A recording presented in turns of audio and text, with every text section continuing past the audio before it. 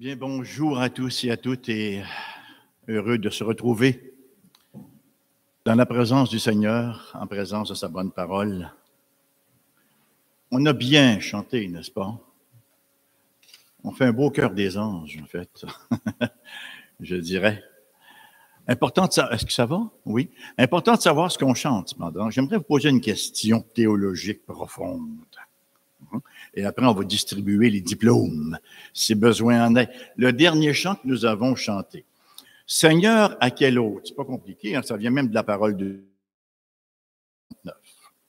Nous avons dit, Seigneur, à quel autre irions de la vie éternelle? So far, so good. C'est pas très compliqué à comprendre. Le Seigneur est le seul à avoir les paroles de la vie éternelle. Mais qu'est-ce qu'on raconte après? Et nous avons cru, et nous avons connu que tu es le Christ, le Fils du divin. Qu'est-ce que ça change dans notre vie, ça? Qu'est-ce que ça veut dire, ça? Et nous avons connu, nous avons cru et nous avons connu que tu es le Christ, le Fils du Dieu vivant. Si on n'a pas de perspective théologique, on ne sait pas ce qu'on raconte ici. Ça veut dire croire et connaître que Christ, que Jésus est le Christ. Hein, le mot grec, c'est Christos. Hein, en hébreu, c'est le Messiah, le Messie. Quand on croit que le Christ est le Messie, c'est qu'on croit en Jésus qui est venu pour opérer notre délivrance. Parce que dans l'Ancien Testament, tout du long, c'était prophétisé que le Seigneur enverrait effectivement un sauveur qu'on appellerait le Messie.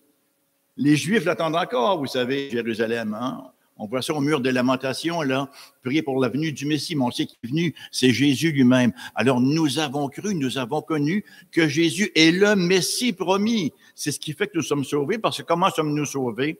En investissant notre foi seule et entière dans la personne du Seigneur Jésus-Christ, la seule personne par laquelle nous pouvons être sauvés. C'est le message d'aujourd'hui. C'était-tu assez? Non, mais c'est bon de se rappeler ces choses-là. On veut vagabonder, hein, faire de la haute voltige, mais le message éloigné de... Nous allons entre-temps ouvrir l'épître de Paul. Épître qu'on dit aux Éphésiens.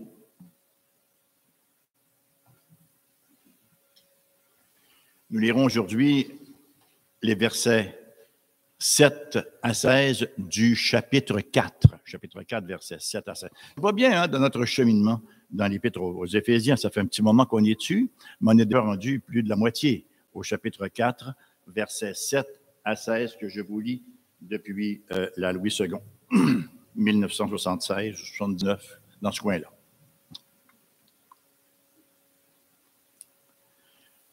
Mais à chacun de nous, la grâce a été donnée selon la mesure du don de Christ. C'est pourquoi il est dit, étant monté dans les hauteurs, il a emmené des captifs et il a fait des dons aux hommes. Or, que signifie il est monté? Sinon qu'il est aussi descendu dans les régions inférieures de la terre. Celui qui est descendu, c'est le même qui est monté au-dessus de tous les cieux, afin de remplir toutes choses. Et il a donné les uns comme apôtres, les autres comme prophètes, les autres comme évangélistes, les autres comme pasteurs et docteurs, pour le perfectionnement des saints, en vue de l'œuvre du ministère et de l'édification du corps de Christ, jusqu'à ce que nous soyons tous parvenus à l'unité de la foi et de la connaissance du Fils de Dieu, à l'état d'homme fait, à la mesure de la stature parfaite de Christ. Ainsi, nous ne serons plus des enfants, flottants et emportés à tout vent de doctrine par la tromperie des hommes, par leur ruse dans les moyens de séduction, mais en professant la vérité dans l'amour, nous croîtrons à tous égards en celui du chef, Christ. C'est de lui et grâce à tous les liens de son assistance que tout le corps bien coordonné et formant un solide assemblage tire son accroissement selon la force qui convient à chacune de ses parties et s'édifie lui-même dans l'amour. C'est une longue péricope, faut-il le dire. On aurait pu la couper, mais elle ne se coupait pas très bien. C'est un message qui va ensemble, hein? Ça va de pair. Alors, je n'ai pas osé le couper comme je l'ai fait dans les années passées. Lorsque j'ai prêché ce texte-là, j'ai mis ça tout d'un bout, tout d'un trait. Alors, ça va durer 4 heures, puisque c'est assez long quand même, mais je ne l'ai pas coupé. Donc, nous sommes dans une section de l'Épître. Je ne vous apprendrai rien à vous dire que Paul parle d'unité. Mais beaucoup d'emphase sur l'unité de l'Église. Cependant qu'il s'agit d'une sorte d'unité qui est très spéciale. C'est une unité dans la diversité. Ça, pour nous, très, très souvent de fois, ce sont des concepts contraires. On ne peut pas être diversifié à ce point-là et être uni. Qu'est-ce qui nous vient à l'esprit quand on pense au mot unité? Bien, pour certains, c'est une grosse structure organisationnelle. Une grosse organisation qui rassemble des gens. Et dans ce cas-là, l'unité, c'est la structure. N'est-ce pas, dans l'Église romaine? Qu'est-ce qui fait l'unité de l'Église romaine? C'est unité Elia, c'est leur grande structure. Pour d'autres, c'est le modèle gouvernemental dans lequel l'unité vient de la soumission de chaque individu à l'autorité. On appelle ça la ligne de parti. Ça tombe bien, on est en rythme d'élection. Hein, on dit qu'il faut suivre la ligne de parti. C'est ça l'unité, c'est la ligne du parti. On dit amen à cela. Dans le cas des partis politiques, ils ne disent pas amen souvent, mais enfin. Dans d'autres cas, l'unité, c'est une espèce de grosse armée, bien entraînée, une armée prusse, dirait-on, là, où chacun respire au même moment, lève le pied au même moment, fait les mêmes gestes au même moment, de sorte que c'est très uniformisé. Et tous les soldats, finalement, sont une copie de l'autre à côté, de sorte que lorsque vous en avez vu un, ben vous les avez tous vus.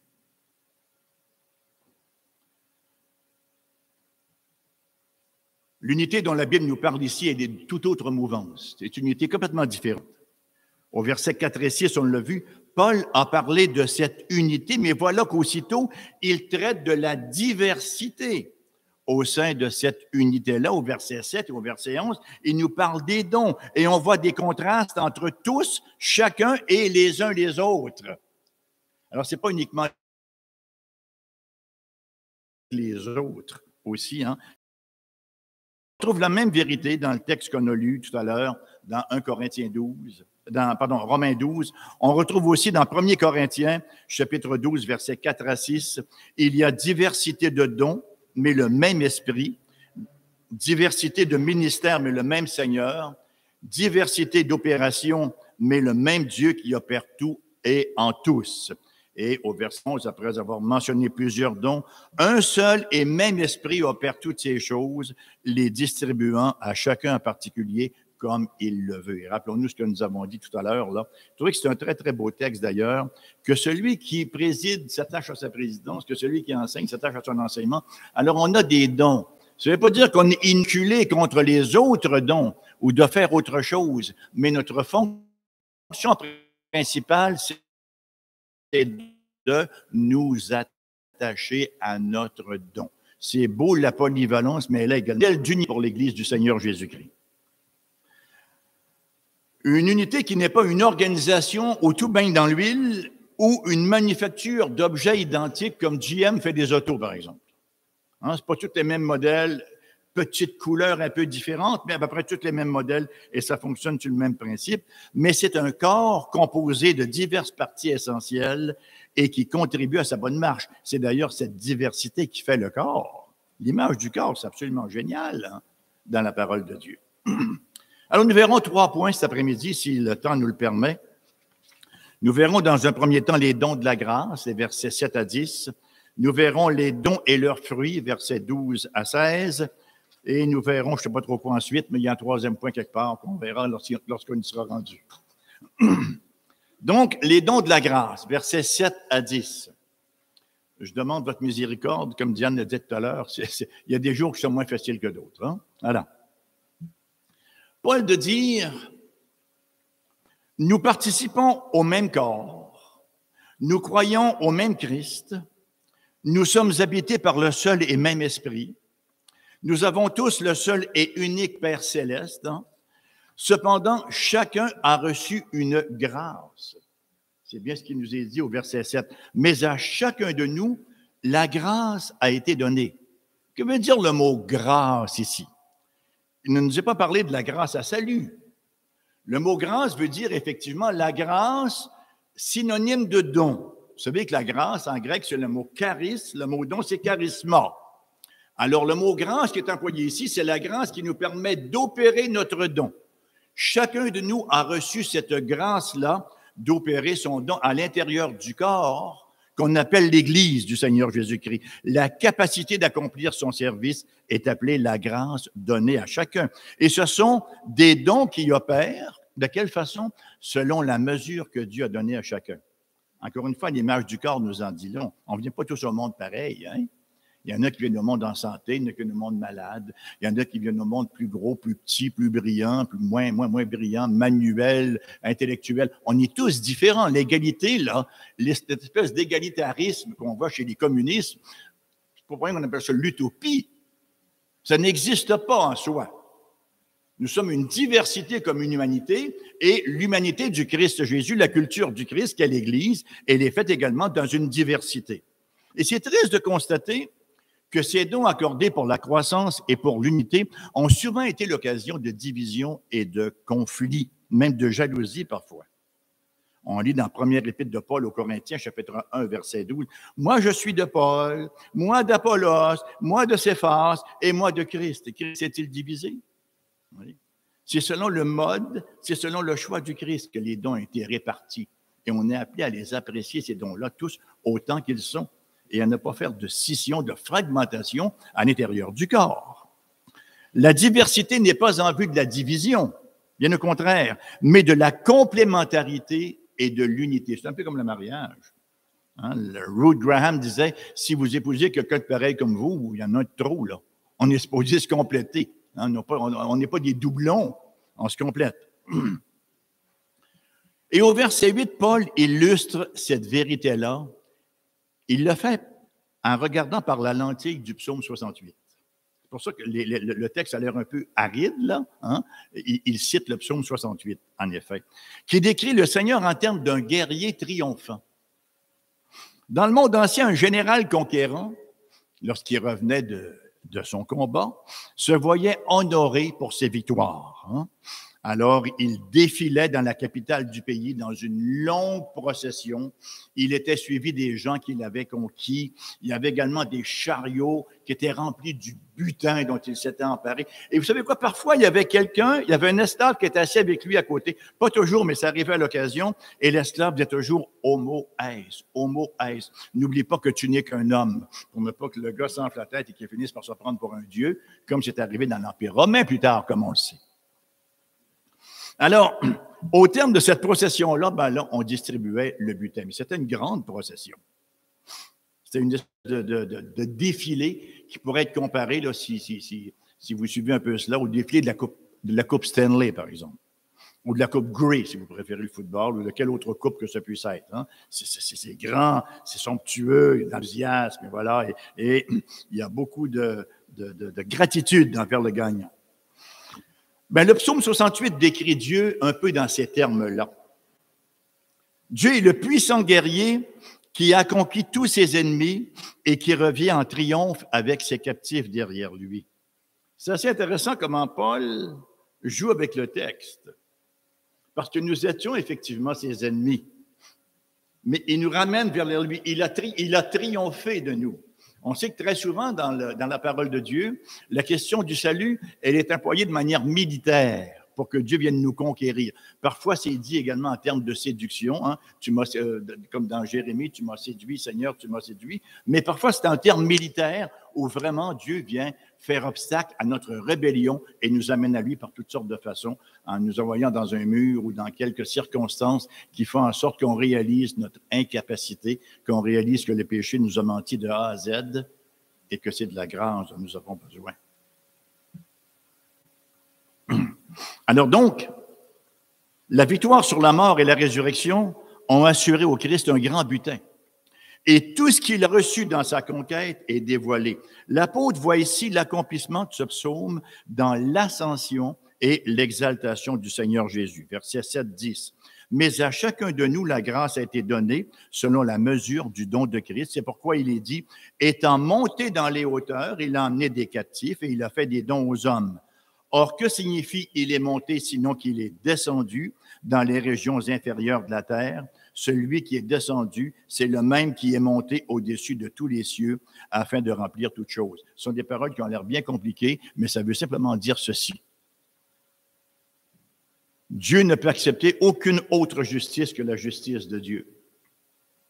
Si nous avions quelque espérance d'être justifiés devant le Seigneur, c'est sûrement pas par nous, ni par le voisin, ni par le curé, ni par le pasteur, ni par le je ne sais trop quoi, ni par notre psy.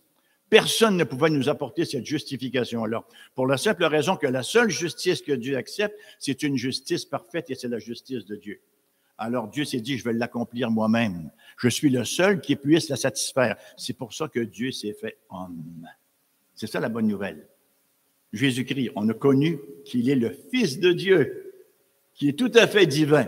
C'est lui qui est venu. Alors l'expression « il est descendu », dans les régions inférieures, il est venu sur terre, il s'est incarné et il est venu pour nous racheter. En simple, on peut dire que chacun a reçu au moins un don. J'aime beaucoup ce verset de 1 Pierre, chapitre 4, versets 10 à 11, qui va comme suit. Comme de bons dispensateurs des diverses grâces de Dieu, que chacun de vous mette au service des autres le don qu'il a reçu. Si quelqu'un parle, que ce soit comme annonçant les oracles de Dieu. Si quelqu'un remplit un ministère, qu'il le remplisse selon la force que Dieu communique et qu'en toute chose, Dieu soit glorifié par Jésus-Christ, à qui appartiennent la gloire et la puissance au siècle des siècles. Amen. L'apôtre est en train de nous dire, l'apôtre Pierre, qu'on a tous reçu au moins un don et que nous sommes appelés à le mettre au service des autres. C'est extrêmement intéressant. On ne se retrouve pas là dans Corinthiens où on a voulu faire des petits tiroirs avec chacun des dons en pensant que c'était exhaustif. Non, il y a une pléthore de dons.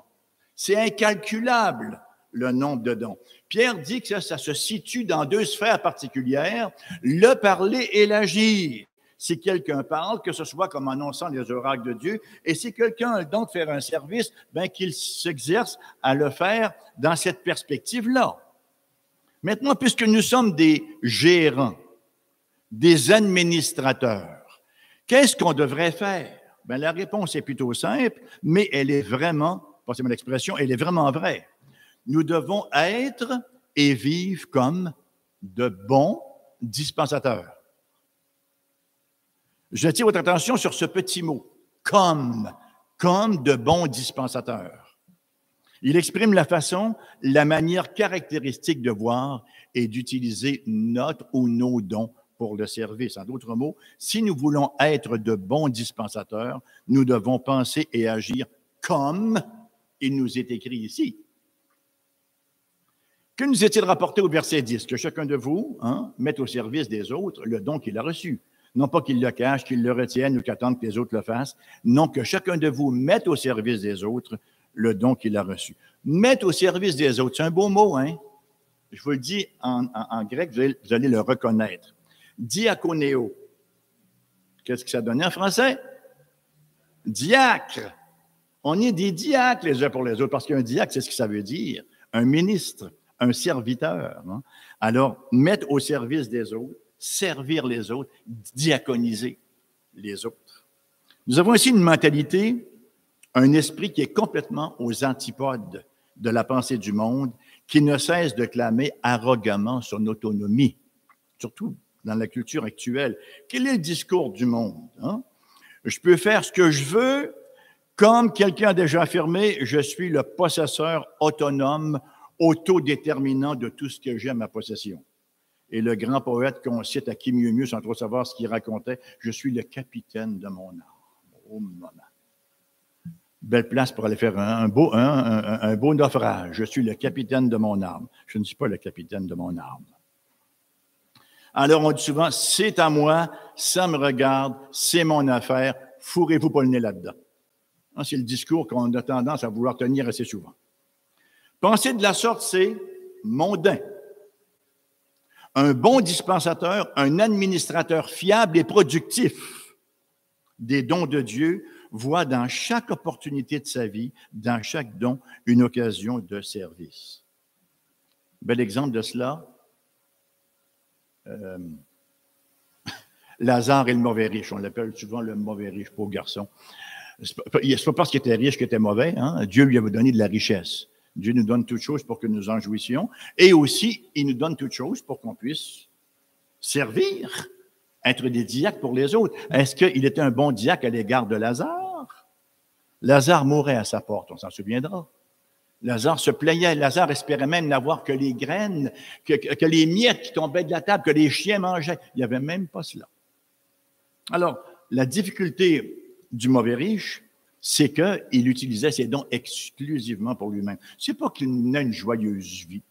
C'est pas qu'il était vêtu d'habits somptueux puis qu'il y avait des repas n'en plus fini, mais c'est qu'il négligeait les gens à côté de lui avec les dons que Dieu lui avait faits.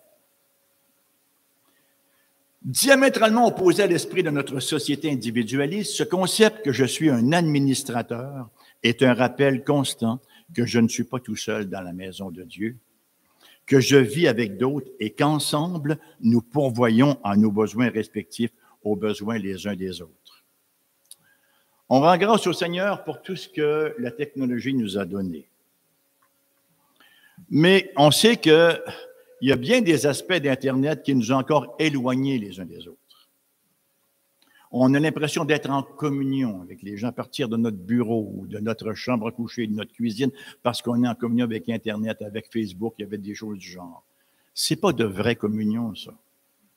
On sait à quel point les gens languissent pour avoir de la communion présentielle, avec des gens réels, hein, des gens en chair et en os, avec lesquels on parle, on échange, qui nous écoutent, qui nous saisissent et qui nous répondent également. C'est le grand mal social. On n'a jamais été aussi solitaire que dans la foule, comme on l'est aujourd'hui. Isolé. Et c'est quand même quelque chose d'extrêmement pathétique lorsqu'on y regarde de plus près. C'est impératif que nous puissions développer cette conscience que cette perspective-là gouverne nos pensées et dirige notre conduite. Nous recevons de Dieu toutes sortes de dons que nous devons utiliser au service des uns et des autres. Comme on est loin ici de la mentalité du consommateur. Vous avez déjà entendu l'expression « Oui, je vais à l'église quand je sens que j'en ai besoin ». C'est très altruiste. Quand je sens que c'est une mentalité de consommateur, point à la ligne. Je vais à l'église quand je sens que j'en ai besoin. I don't care about other people. J'en ai besoin, donc je vais à l'église. Je viens à l'église pour ce qu'elle m'apporte. Combien viennent à l'Église pour ce qu'ils peuvent contribuer, pour ce qu'ils peuvent apporter? On a déjà entendu cela. Alors, je suis allé à l'Église, mais l'Église ne m'apporte rien. Qu'est-ce qu'on peut répondre quand des gens nous racontent cela? Si l'Église ne t'apporte rien, qu'est-ce que tu as mis dedans? Ne sois pas toujours en train de t'attendre à, passez-moi l'expression, à têter ce que les autres ont à donner. Qu'est-ce que tu as investi dedans? Parce qu'une Église, c'est l'ensemble des gens qui la composent. C'est l'ensemble des dons qui sont mis en contribution, qui font que nous sommes un corps et qu'on répond ainsi aux besoins les uns des autres. J'ai une illustration pour vous qui ne vient pas de moi. C'est Diane qui me l'a envoyée de son ancien pasteur, Claude Favreau, et je l'ai trouvée bonne. J'ai pensé que je vous la refilerais ici. C'est l'histoire de 4 individus, hommes et femmes. Leur nom était tout le monde, quelqu'un, n'importe qui et personne. Quel était leur nom? Tout le monde, quelqu'un, n'importe qui et personne. Lorsqu'il est venu le temps d'accomplir un travail important, tout le monde était certain que n'importe qui pourrait le faire. Mais personne ne l'a fait. Alors, quelqu'un s'est fâché parce que c'était le travail de tout le monde. Mais le problème est que tout le monde pensait que n'importe qui aurait à cœur de le faire et que personne ne l'a réalisé ou n'a réalisé que tout le monde ne le ferait pas. Finalement, tout le monde a blâmé quelqu'un lorsque personne n'a fait ce que n'importe qui aurait pu faire. C'est pas beau, hein, un peu? Mais c'est tellement réel, hein, ils vont le faire. On n'a qu'à penser aux disciples qui entrent dans la chambre. Dire, Qu'est-ce qu'on faisait lorsqu'on entrait comme cela dans une salle? On se lavait les petons, on se lavait les pieds. Et alors là, tout le monde se regarde. Qui va laver les pieds de l'autre? Tout le monde pensait que n'importe qui... Voyez-vous, on tombe dans la même illustration. Et finalement, personne ne l'a fait. C'est le Christ lui-même qui l'a fait. Alors, la pensée que nous avons dans le texte de cet après-midi, c'est que nous sommes tous appelés à servir d'une façon ou d'une autre, selon ce que le Seigneur nous demande de faire. Pierre ici n'est pas en train de nous donner une très longue liste de charismata ou de charisma, de dons. Soit dit en passant, les dons spirituels, soyons au clair là-dessus. Je ne sais pas où vous vous tenez, moi, je ne crois pas que les dons spirituels changent nos gènes. Est-ce que je un emmène là-dessus? Je pense que nos dons spirituels sont simplement des dons que nous avons reçus et qui sont sanctifiés à la conversion. Hein? On avait déjà cette prédisposition dans nos gènes. Ça changerait notre ADN, voyez-vous, et je ne crois pas que ça fasse cela. C'est les dons que nous avons déjà et qui sont sanctifiés donc lorsqu'on vient au Seigneur Jésus-Christ.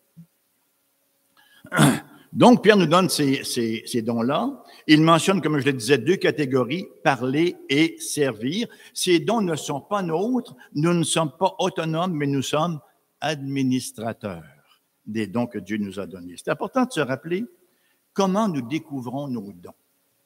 On n'a pas besoin de passer des mois dans le jeûne, dans la prière, dans la mortification. Seigneur, montre-moi quel est mon don. Ça va tellement de soi. Notre don, c'est nous. Notre don, c'est ce que nous sommes. Vous savez, c'est normal de se demander quel don nous avons reçu, mais nous n'obtiendrons jamais la réponse dans l'introspection.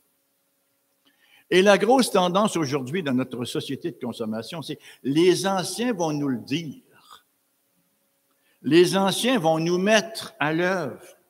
Bien, les anciens ont leurs dons puis ont leurs limites comme n'importe quel autre humain, comme n'importe quel autre croyant sur la terre. On peut toujours le faire, en faire quelques-uns, mais on ne peut pas mettre tout le monde à l'œuvre. On n'est pas non plus un centre d'emploi. On n'est pas des JO au Club Med, en train des joyeux organisateurs, comme on disait il n'y a pas si longtemps, où on va tout organiser ce que les gens doivent faire. D'ailleurs, la plus grande partie des dons ne s'opère pas lorsque l'Église est rassemblée, mais lorsque l'Église est dispersée.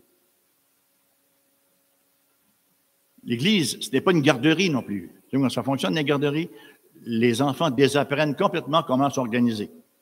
Qu'est-ce qu'on fait, madame? Hein? Il faut que madame leur dise la prochaine activité. C'est pas comme ça que ça se passe dans l'Église. Il y a des belles initiatives qui sont prises. On n'a seulement qu'à penser à la carte qu'on a envoyée à Samuel. C'est une belle manifestation d'un don. À Québec, on a quelqu'un qui vient de décider de démarrer le lundi un club de lecture. C'est formidable. On n'est pas arrivé les anciens. Un club de lecture. Non, c'est venu de lui. Voyez. Bon, il y a un peu intello, il aime connaître les choses, il aime lire. Alors, il a pensé mettre ce don-là au bénéfice, au profit de l'Église. Oui. C'est tout simple, hein? C'est pas en train de faire tourner la terre sur l'autre côté, c'est pas en train de réinventer la roue, mais quelque chose de tout simple qui va édifier à l'intérieur de la manifestation d'un don précis. Quand on veut savoir un peu ce qu'on peut faire comme don, on prend le bottin des membres et on se demande qu'est-ce que je sers ou qui est-ce que je sers? Quels sont les besoins de mes frères et des sœurs? Ça aide aussi à déterminer ce qu'on peut faire pour eux. Quelle contribution puis-je faire pour améliorer le bien-être des autres avec mes dons de discours ou de service? Comment puis-je utiliser mon temps, mes énergies, mes ressources pour le bien d'autrui? Les chrétiens sont appelés à trouver leur propre sphère de service. Les réfugiés, aider les réfugiés, on en a pas mal, par exemple, qui courent. Les mères célibataires, les sans-abri, les personnes âgées, les handicapés, les personnes seules, la lutte contre la pornographie, le témoignage pro-vie, etc., etc. Il y a plein de choses qu'on peut faire. Exercer son don ne veut pas dire que je suis 24 heures par jour accroché dessus, mais que je le pratique dès qu'il y a une occasion. Voilà, j'ai ce don-là et je le mets en pratique. Ma compréhension de la parole, c'est ce que ça veut dire.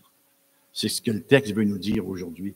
C'est ce que l'apôtre Pierre veut nous dire aussi, que chacun de vous mette au service des autres le don qu'il a reçu. Maintenant, le deuxième enseignement que nous avons ici, qui nous est fourni ici par ces versets, concerne la nature ou le caractère des dons que Dieu accorde.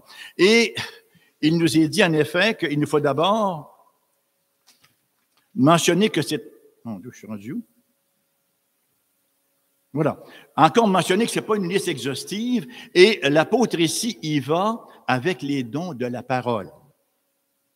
Il mentionne en effet des apôtres, des prophètes, des évangélistes et des pasteurs-docteurs. Je dis bien pasteur-docteur sans mettre le petit « et » pour bien faire comprendre que dans le grec, ça veut dire que c'est le même ministère, pasteur et docteur. Ce ne sont pas des choses qui sont séparées. Tous ces ministères-là sont des ministères de la parole, des ministères fondamentaux. Certains ont tenté de démontrer que ces dons-là est encore en usage aujourd'hui. Il souligne que le mot apôtre n'est pas limité aux 12, mais peut aussi désigner toute personne, tout porte-parole envoyé avec l'autorité du Christ. Et la même chose pour les prophètes. Bon, écoutez, on peut toujours les utiliser à cette fin-là, mais ces arguments ne s'appliquent certainement pas à l'utilisation que l'apôtre Paul en fait ici. Il fait référence aux apôtres et aux prophètes dont le ministère n'est pas répétable. Les apôtres n'ont jamais ordonné d'autres apôtres et les prophètes d'autres prophètes. On a ordonné qui par la suite? Des anciens. Les apôtres étaient ces témoins spécialement mandatés par le Christ pour établir l'Église sur un fondement approprié, et les prophètes étant ceux qui ont reçu un message de la part de Dieu, comme les prophètes de l'Ancien Testament, et comme il y en a eu quelques-uns également dans le Nouveau Testament et dont nous retrouvons les écrits, encore une fois, dans la parole sacrée de notre Dieu. Et ces dons-là, ces deux dons-là, au sens premier du terme, ne sont plus en opération aujourd'hui, cependant que nous sommes encore au bénéfice de leurs écrits dans le Nouveau Testament. Les évangélistes, c'est moins simple. C'est difficile d'être dogmatique quant à l'identité et au ministère des évangélistes. Les évidences du Nouveau Testament suggèrent que ces hommes n'étaient pas des évangélistes dans le sens dont on l'entend aujourd'hui. Hein, souvent, une église va dire, on a fait venir un évangéliste pour des prédications de réveil ou pour une semaine de prédication. Ce n'est pas du tout le cas qu'on retrouve là dans la parole de Dieu. Hein? Dans le Nouveau Testament, seul Philippe est explicitement décrit comme un évangéliste. Acte 21:8, nous partîmes le lendemain et nous arrivâmes à Césarée, étant entrés dans la maison de Philippe, l'évangéliste, qui était l'un des 7, nous logeâmes chez lui. Un des 7 diacres, là, et ils logèrent chez lui. Paul enjoint Timothée également de faire l'œuvre d'un évangéliste, dans 2 Timothée 4:5. Bon, je pense qu'il nous est permis de comprendre que le mot désignait quelqu'un ou pourrait désigner quelqu'un qui va implanter une œuvre, vraisemblablement. Ça pourrait certainement entrer dans ce cadre-là. Et il nous reste bien sûr les pasteurs et les docteurs. Et c'est ici, comme je l'ai dit, un seul don. Le mot pasteur, le mot poimen, le mot berger veut dire ce qu'il veut dire. Paître. Paître, avec tout ce que ça représente. Paître, avec souci premier de bien instruire, de bien enseigner.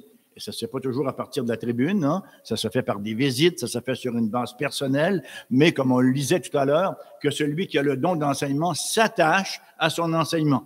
Alors, le ministère principal du pasteur, c'est de paître les brebis. On se rappellera également que dans la parole de Dieu, les mots pasteur ancien et évêque sont employés de manière interchangeable et font référence au même office. Et ça nous amène à notre troisième point. Les dons et leurs fruits dans les versets 12 à 16. D'abord, on voit l'importance capitale et fondamentale de ces dons-là au verset 12. Pour le perfectionnement des saints en vue de l'œuvre du ministère et de l'édification du corps de Christ. Pour le perfectionnement des saints et l'édification. Partout où on voit des listes de dons, le mot édification revient. C'est toujours donné pour l'édification de l'Église. Jamais pour la mise en valeur d'une personne en particulier qui a le don, mais pour l'édification du corps de Christ en général. L'édification du corps, le perfectionnement des saints. J'aime bien ce que la ESV, la English Standard Version, nous dit. Il traduit le mot perfectionnement par to equip the saints. Équiper les saints. Et si vous voulez savoir ce que le mot dit, parce que c'est le mot katartismos, pour ceux qui aiment le grec, le verbe katartizo, on le retrouve dans Marc, chapitre 1, versets 17 à 19. Marc, chapitre 1, versets 17 à 19, qui va comme suit. Jésus leur dit, « Suivez-moi, et je vous ferai pêcheurs d'hommes.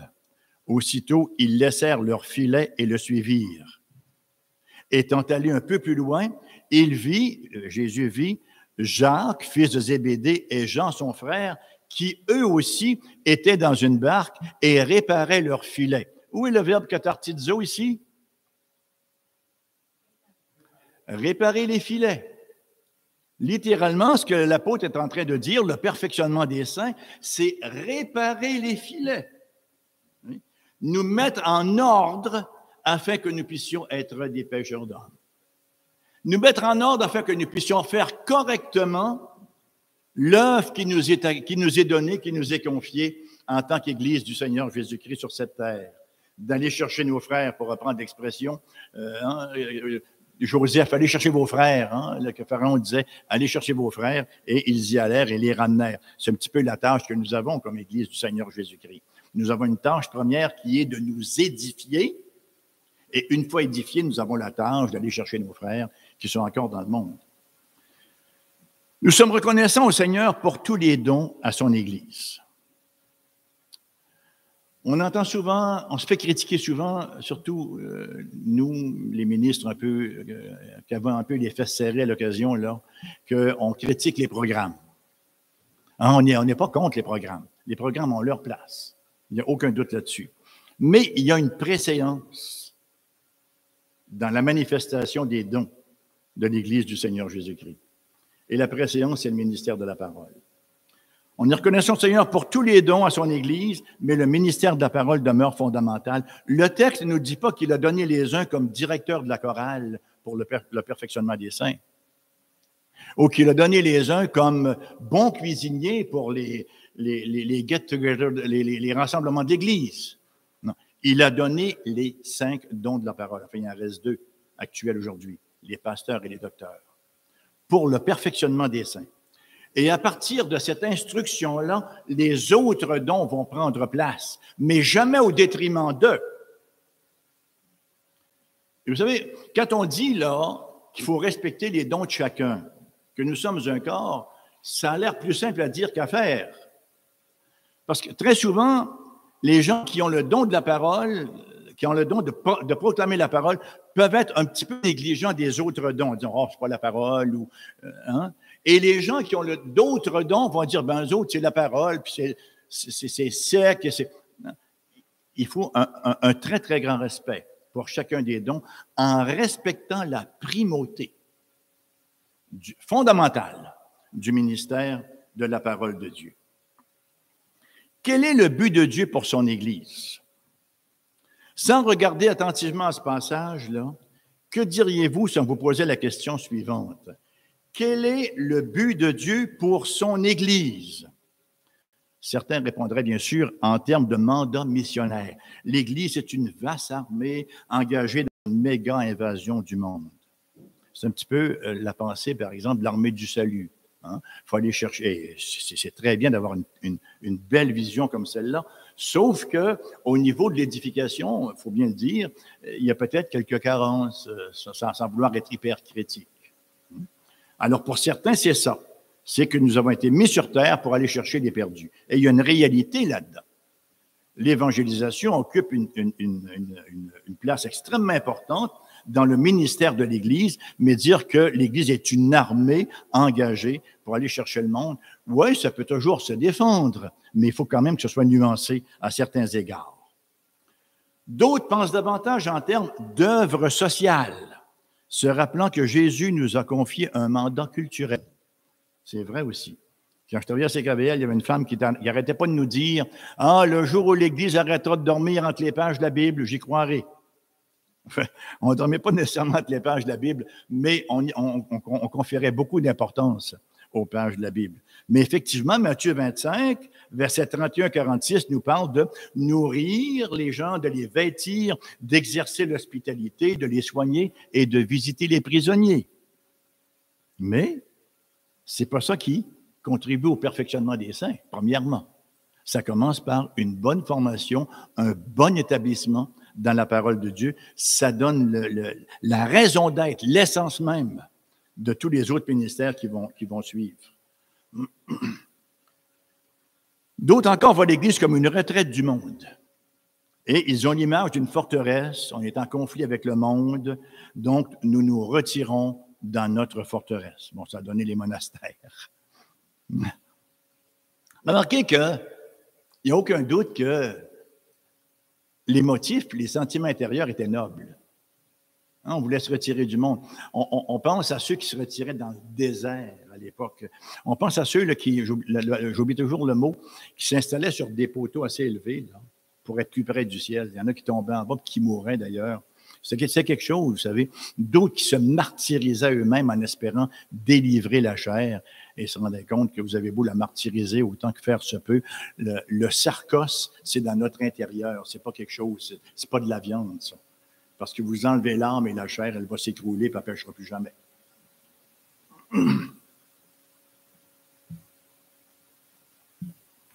Les versets 14 à 16, nous voyons que le but de Dieu pour son Église est tout à fait différent. Il y a des tâches qui incombent à l'Église dans sa marche au quotidien, mais son but fait appel à un concept beaucoup plus inclusif. Paul parle de développement d'une maturité. Il y a plusieurs années, on disait, arrêtons de jouer à l'Église. Vous avez déjà entendu ça, cette expression-là? Arrêtons de jouer à l'Église quand on cherchait là, des belles satisfactions émotionnelles. On n'est pas contre les émotions, mais ce n'est pas la satisfaction des émotions qu'on recherche en premier. Hein? C'est la plénitude du Saint-Esprit qui, elle, va s'occuper des émotions lorsque le besoin se fera sentir. Alors, la maturité. Et l'image qu'il emploie est celle du corps. On le voit au verset 11, 13, 14, 15 et 16. Et dans ces versets-là, Paul mentionne la maturité à une occasion et l'édification ou la croissance à 4 reprises. C'est dire que le but, l'objectif premier de l'Église, c'est d'atteindre sa pleine croissance et que chaque membre puisse contribuer à cette maturité-là en devenant spirituellement adulte. En quoi consiste la maturité? Paul revient frapper sur le même clou encore et encore et encore. L'unité. L'unité manifeste la maturité. Jusqu'ici, il a parlé de cette unité comme un don que l'Église doit maintenir. Il reconnaît la diversité, mais cette dernière, loin d'être une entrave à l'unité, y contribue parce que nous avons effectivement un fondement commun.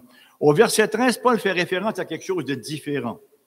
Il parle de l'unité de la foi et de la connaissance du Fils de Dieu.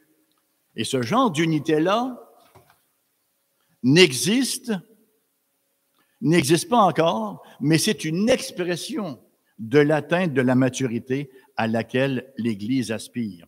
Il y a deux parties ici. On voit d'abord l'expression unité de la foi et deuxièmement, unité de la connaissance de Dieu. La foi dont il est fait mention ici fait référence, bien sûr, au contenu théologique du christianisme. C'est la foi qui a été transmise au sein une fois pour toutes. Jude 3. Et ça, ce n'est pas négligeable. Ça doit vraiment venir en premier. On doit vraiment avoir un excellent fondement dans la foi qui nous est révélée dans la parole. Parce que les démons aussi, hein, ils ont une foi. Ils croient que Dieu existe et ils tremblent. Il est extrêmement important d'avoir la foi révélée au sein une fois pour toutes. Et quand l'apôtre dit que nous ne serons plus des enfants flottants et emportant tout vent de doctrine, c'est une très, très belle expression. Parce que c'est une tendance que de vouloir courir un peu partout, de trouver des choses excitantes, des choses qui nous interpellent et qui nous énervent, et on est tout content, et hein, des choses un peu mystiques même, alors que ce n'est pas ça que la parole veut faire. Ce n'est pas du tout la maturité. La maturité, c'est un établissement solide dans le contenu de la foi. Parce que la foi, elle a un contenu. Ça commence par un contenu, la foi. Croire, c'est une chose, mais en quoi est-ce que je crois?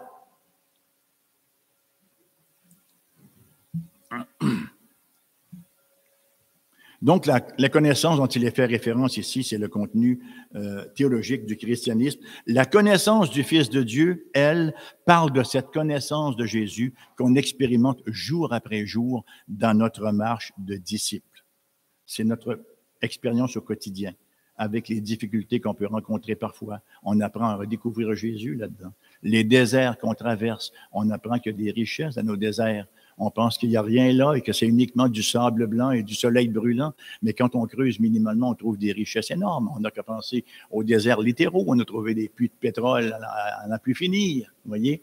Même dans les déserts de nos vies, on trouve également de très, très grandes richesses lorsqu'on sait les traverser avec la personne du Seigneur Jésus-Christ. Donc, la découverte au quotidien de la personne du Seigneur Jésus-Christ, ça, c'est la connaissance de Jésus qu'on expérimente. Paul de dire, Philippiens chapitre 3, verset 10, « Ainsi je connaîtrai Christ et la puissance de sa résurrection et la communion de ses souffrances en devenant conforme à lui dans sa mort. » Il en disait long ici, là. On lit ça rapidement, mais il en disait long ici. Et quand on peut lire un peu le ministère qu'il a eu à travers le livre des Actes, ce qui nous est rapporté dans les Épîtres, on comprend très bien ce qu'il veut nous signifier. C'est une connaissance qui va infiniment au-delà de ce qu'on peut emmagasiner dans notre tête.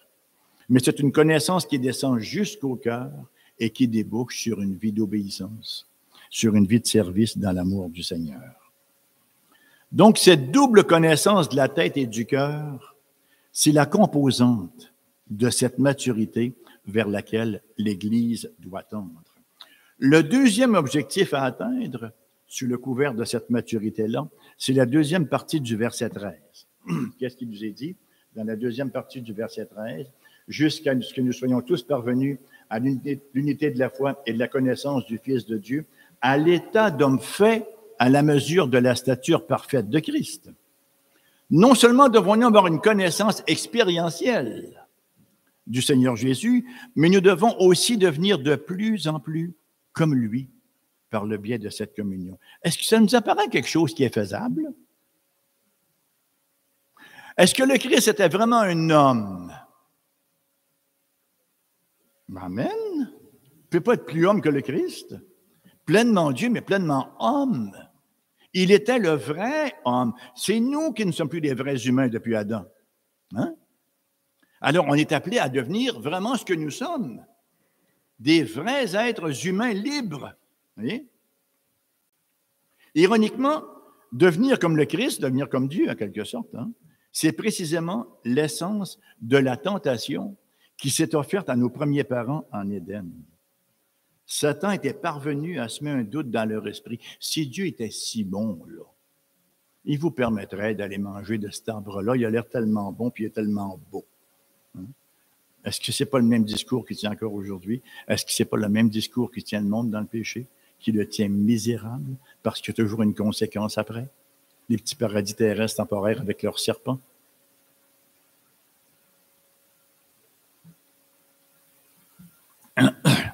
Pardon.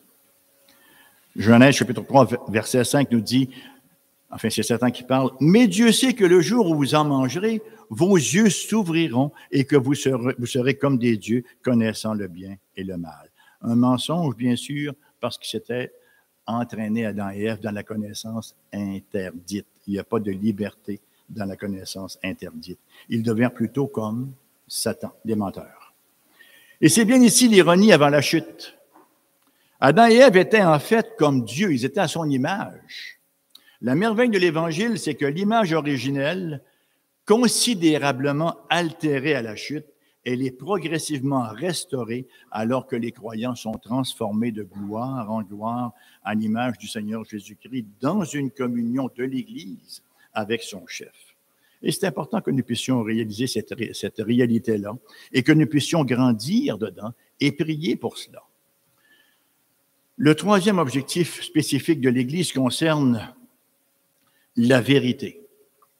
Pas de vérité, pas de maturité.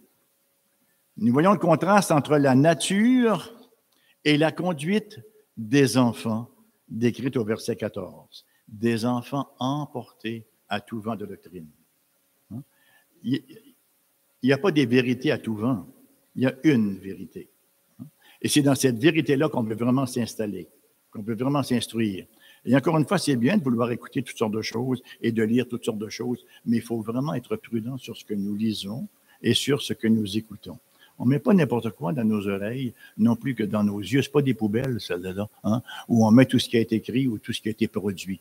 L'extrêmement important de savoir et de s'enquérir si besoin en est, si on n'a pas encore une pas seulement l'expression, une accointance, une connaissance, une familiarité avec les différents écrits et les maisons d'édition, de s'informer auprès de ceux qui en ont pour dire, crois-tu que je devrais acheter cela, que je devrais investir mes sous là-dedans, surtout au prix où sont les livres, où sont les DVD. Il est extrêmement important d'être sélectif dans ce qu'on lit, surtout pour ne pas venir embrouiller et polluer notre cerveau et notre cœur avec toutes sortes de choses. Ça ne veut pas dire que même il y a bien des choses qui ont été écrites qui sont extrêmement légères, bon, qui ne sont pas nécessairement fausses, mais leur légèreté est presque égale à une fausseté. Il est extrêmement important de grandir dans la vérité. Les enfants, vous savez, c'est des petites créatures absolument charmantes. Et c'est agréable d'en avoir autour de nous. On est content quand ils dorment aussi, là, mais on est content quand ils se réveillent. Mais ils ont leurs limites, hein? Et la limite, par exemple, de l'instabilité, la limite de la naïveté. Ils ne s'arrêtent pas longtemps à une seule chose, ils passent rapidement à d'autres. Les enfants sont d'une inconstance notoire. Ils s'intéressent à une chose pour 4-5 minutes, ça, s'ils ont de la concentration, et ensuite, ils changent d'idée et ils s'intéressent encore une fois à autre chose. 5 minutes plus tard, ils sont passés encore à autre chose.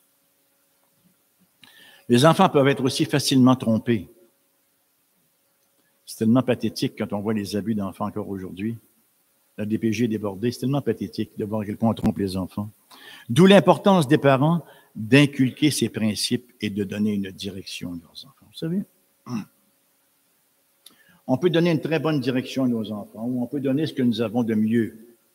Puis ce que nous avons de mieux n'est pas encore, c'est pas encore la perfection céleste, mais on peut leur donner ce que nous croyons être le mieux et ça ne veut pas nécessairement dire que ça va en faire des bons chrétiens. Si vous regardez l'histoire des rois d'Israël, c'est pas que c'est décourageant, mais ça nous ramène à une réalité. On voit des rois qui ont été extraordinaires, de très bons rois qui ont été fidèles au Seigneur et qui ont eu des enfants épouvantables. On pense à Manassé. Bon, Manassé qui était le pire roi d'Israël. En fait, en Israël, il n'y en a pas eu un seul bon, c'est pas vraiment compliqué. Manassé s'est converti, c'est vrai, vers la fin, c'est un roi de Juda. Il s'est converti vers la fin de son ministère, mais quel roi épouvantable. Pourtant, il y avait un père extraordinaire. Alors, on peut donner ce qu'il y a de mieux à nos enfants. Et il ne faut pas commencer le complexe du martyr ou le complexe de l'autoflagellation. On fait tous des erreurs dans l'éducation de nos enfants. On fait ce qu'on peut. On perd patience avec eux parce qu'ils ont le don de nous le faire perdre patience. Hein? Et ce sont également des petits-enfants qui ne sont pas encore régénérés. Et souvent de fois, hein, ils sont en recherche de personnalité, ils sont en train de grandir. Qu'est-ce que je vais faire dans la vie? Où est-ce que je vais travailler? Surtout dans un monde comme celui dans lequel on vit aujourd'hui, qui n'a strictement rien à offrir. Imaginez-vous que vous grandissez là-dedans. C'est pas évident de trouver, d'avoir un but, puis de se fixer pour dire, voici dans quelle direction je m'en vais. Enfin, on a dérapé un peu. Mais je veux dire, les enfants sont faciles à tromper. L'importance pour les parents d'inculquer des principes et de donner une direction. Lorsqu'on a fait cela, il ne nous reste qu'à prier par la suite. On ne sait pas quand le Seigneur va utiliser cela. Je vais aller plus loin encore.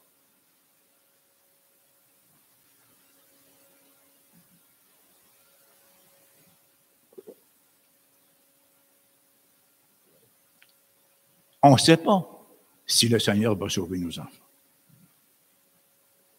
On n'a pas reçu la liste des élus. On espère qu'il va les sauver et on prie pour cela. Une chose qu'on sait, c'est quand on va être dans l'éternité future. Ce qui nous pèse sur le cœur présentement, ce qui est fardéique pour nous actuellement, eu égard à nos enfants, ne le sera plus lorsqu'on sera dans l'éternité future. Rappelons-nous, ne serait-ce que cette expression, nous sommes comme les anges, il n'y aura plus ni homme ni femme, la dimension va être complètement différente.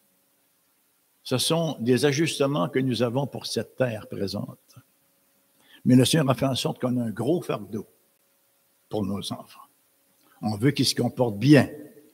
On veut qu'ils fassent quelque chose de leur vie. Mais par-dessus tout, on veut qu'ils soient de bons croyants. On veut qu'ils servent le Seigneur. Et on veut les voir cheminer sur la route de l'éternité. Amen. Et c'est là notre prière. Et c'est un don de Dieu, vous savez, qu'on puisse se tenir dans la brèche pour nos enfants. Je viens de finir de lire la Genèse et il y a un verset qui m'a toujours un peu troublé, qui me trouble encore d'ailleurs. Lorsque Dieu sauve Lot, Si vous aviez été Dieu, auriez-vous sauvé Lot? On n'aurait pas sauvé Abraham non plus, probablement. Remarquez, c'est un idolâtre lui aussi. Mais Lot, on repassera, tu sais. Mais Dieu a sauvé Lot. Et vers la fin du chapitre, le numéro de chapitre ne me revient pas, mais il est dit, Dieu se souvint de la prière d'Abraham et il fit échapper Lot. C'est toute une motivation, ça, pour prier pour les nôtres, prier pour nos enfants, prier pour nos proches, pour nos maris, et pour nos conjointes, et pour la parenté, et pour les gens qu'on a autour de nous et qui nous sont chers. Et Dieu se souvint de la prière d'Abraham et il fit échapper Lot. Les bienfaits de la prière, ce n'est pas uniquement du bruit qu'on fait en l'air. C'est quelque chose qui va chercher le cœur de Dieu, qui est le Père par excellence.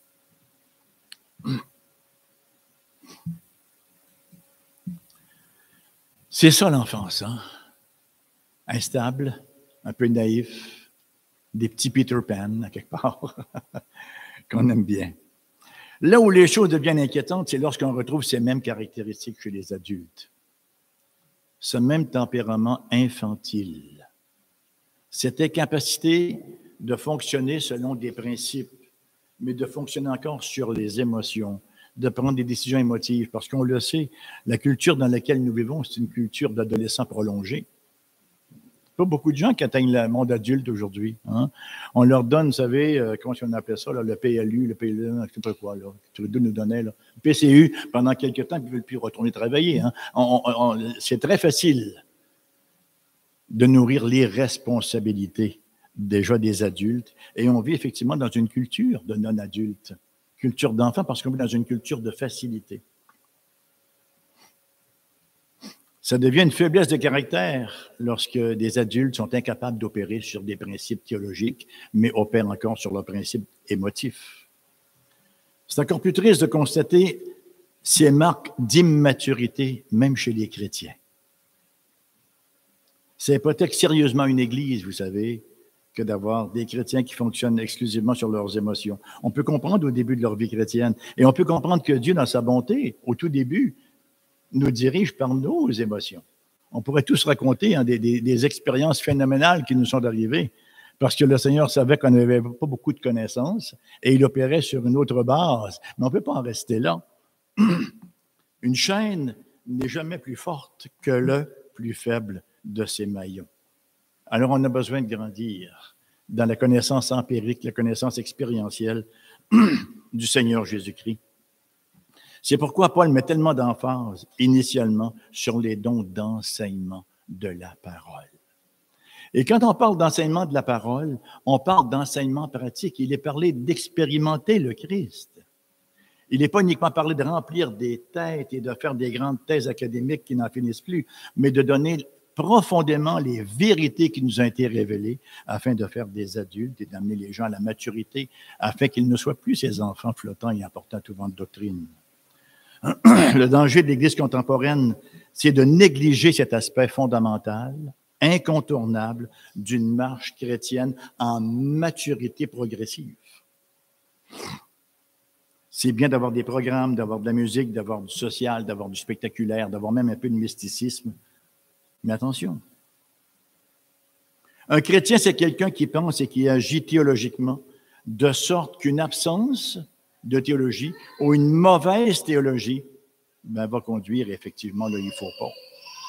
Notre théologie, c'est notre philosophie de vie, c'est notre world view, notre perspective du monde, notre perspective générale. C'est important de noter que ce n'est pas la vérité en isolement, comme s'il suffisait de bombarder les gens avec des faits. La vérité est importante, mais elle doit être dite dans Amen, dans l'amour. Dire la vérité dans l'amour. Quand on dit la vérité aux autres, des fois, oups, hein, il y a de la pression un peu. Dire la vérité dans l'amour. C'est la pratique d'une vie tout entière, en quelque sorte. C'est un aspect tellement important, dire la vérité dans l'amour.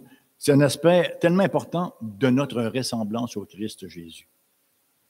Jean chapitre 1, verset 14 nous dit « Et la parole a été faite chair, elle a habité parmi nous pleine de grâce et de vérité. » Pleine de grâce et de vérité. Et nous avons contemplé sa gloire, une gloire comme la gloire du Fils unique venu du Père. Pleine de grâce et de vérité.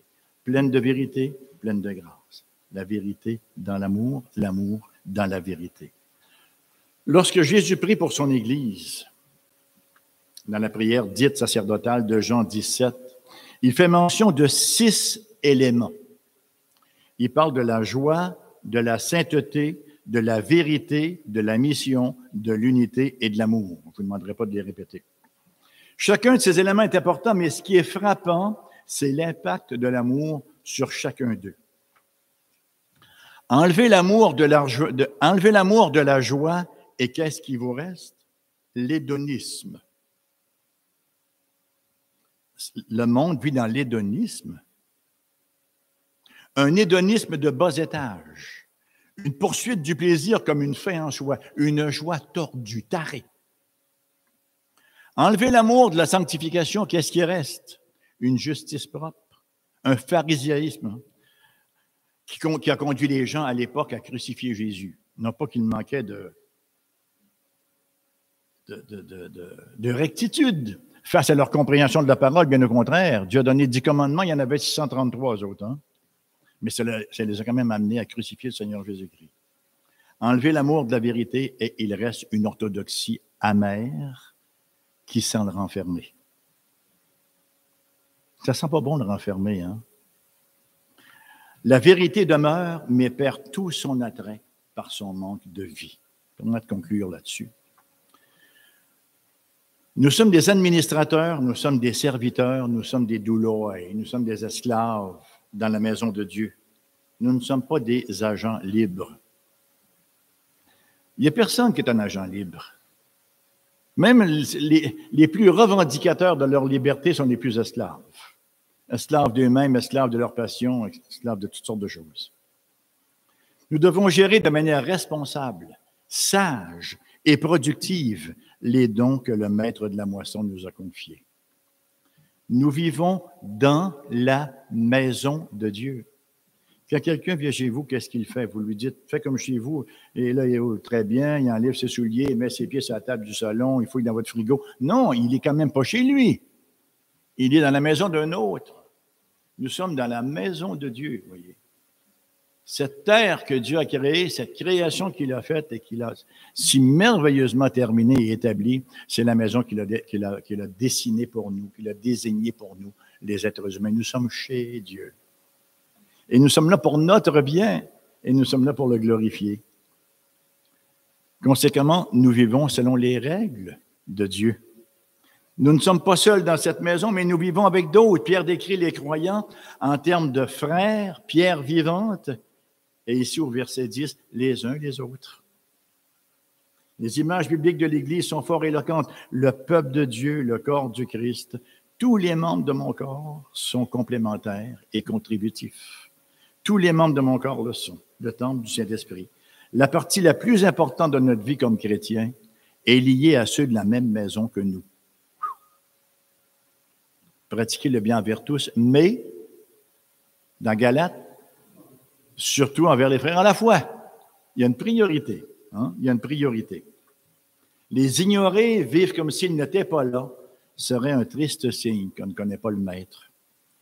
On est extraordinairement gratifiés par notre Maître pour le service des uns des autres. Quelques-uns de ces dons sont discursifs, on l'a dit tantôt, consistent à parler, alors que d'autres sont de l'ordre du service que nous sommes appelés à mettre au bénéfice des uns et des autres.